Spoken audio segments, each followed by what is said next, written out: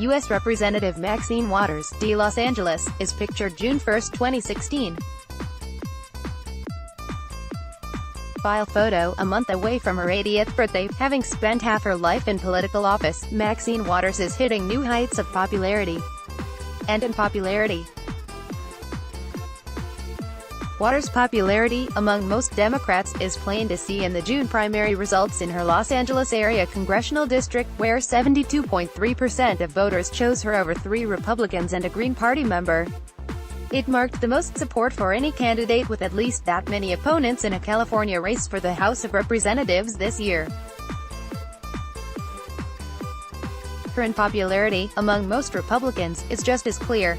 Ad choice advertising in red invented by Tees. Start your day with the news you need from the Bay Area and beyond. Sign up for our new Morning Report weekday newsletter.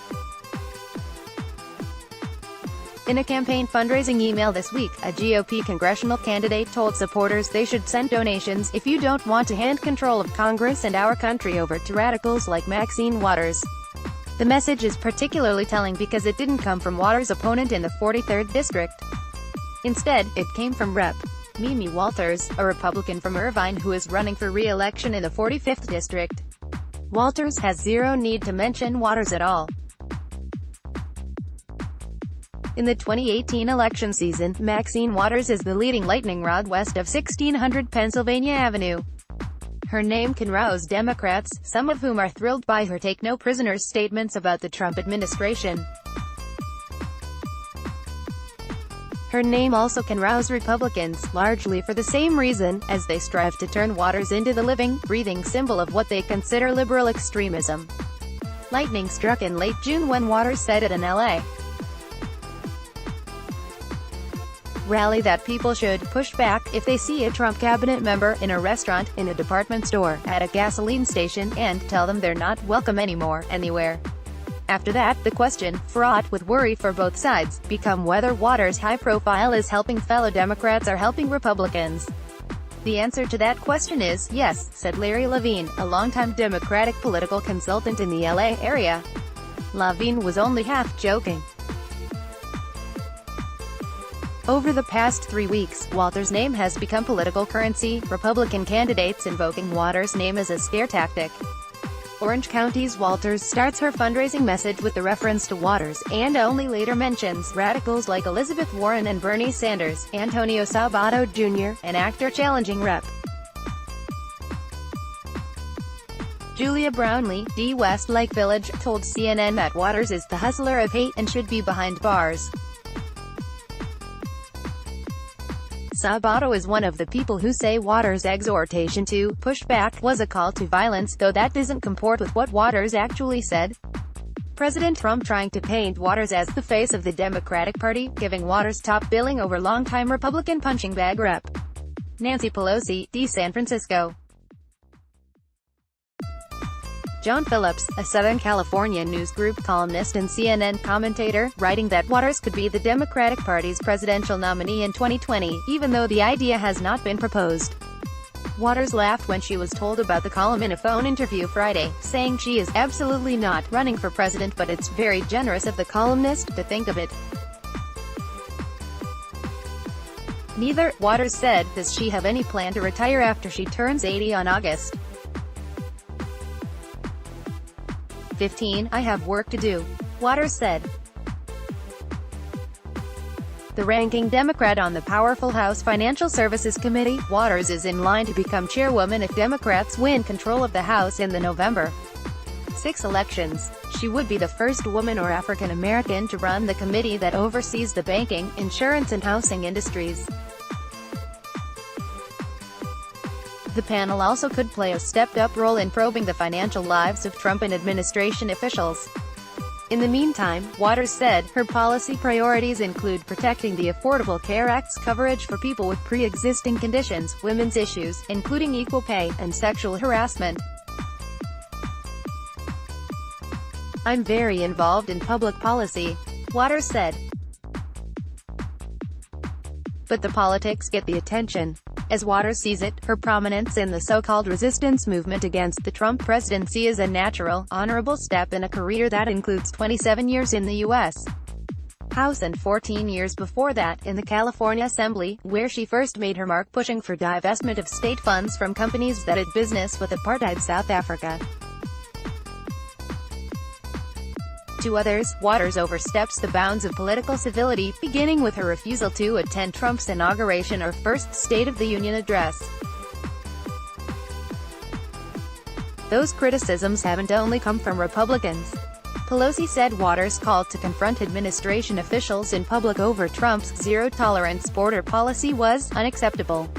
Perhaps the most cutting criticism of Waters is some Republicans' faint praise for her success in changing her image to that of a resistance fighter after being better known a decade ago as a fixture on the government watchdog Citizens for Responsibility and Ethics in Washington's list of the most corrupt members of Congress. In 2012, the House Ethics Committee cleared Waters of ethics charges revolving around her efforts to get federal aid for a bank in which her husband and campaign contributors were involved. Past scandals are an afterthought for current critics, including Waters' November opponent Omar Navarro, 29, a social media marketer from Torrance whom Waters defeated in 2016 with 76.1% of the vote.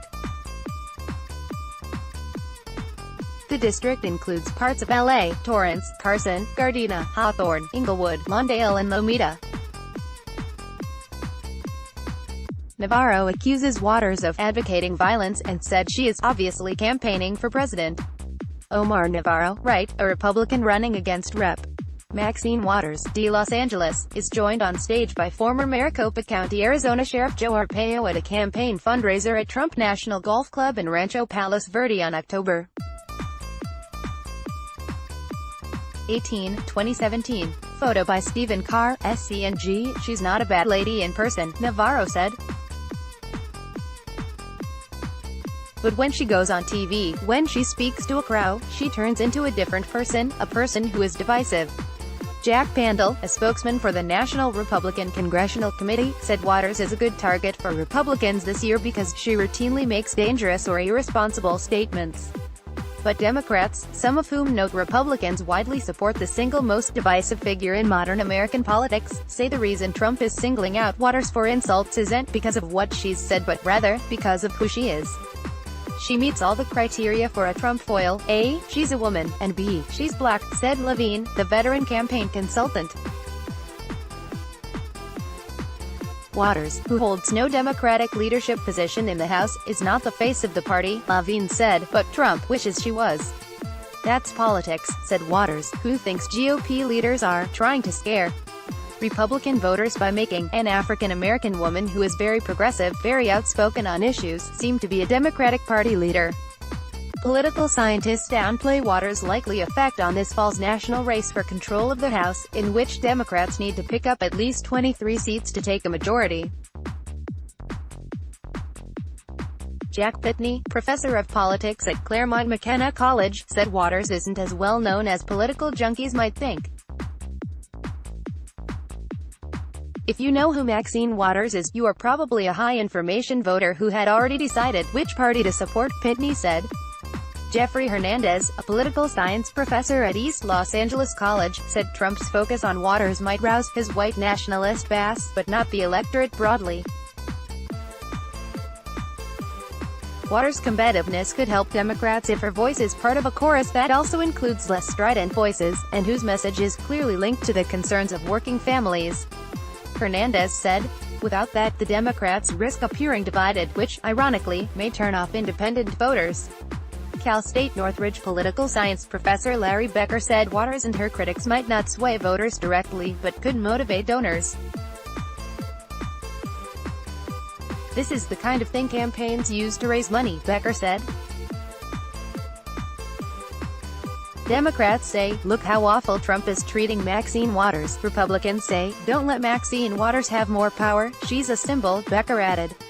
For both sides, AD Quality Auto 360p 720p 1080p. You might also like 1 o'clock. Toshiba is shaping tomorrow's world today. Toshiba APAC Abe's rival to declare bid to become Japan's next Nikkei Asian Review. Cambodia's Hun Sen steam rolls his way to this month's Nikkei Asian Review. Air conditioning now finally affordable thanks to newthingstoday.com. Building a rock-solid relationship, Sabrina Ho.